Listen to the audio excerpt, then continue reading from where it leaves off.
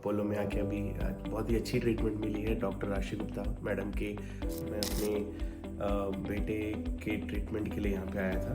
बेटे को बहुत दिनों से एलर्जिक कफ और इन्फेक्शन का इशू था। बहुत ही अच्छी ट्रीटमेंट मिली है डॉक्टर राशि गुप्ता मैडम के अंडर में ट्रीटमेंट हो रही थी। बहुत ही अच्छा केयर और ट्रीटमेंट मिला है।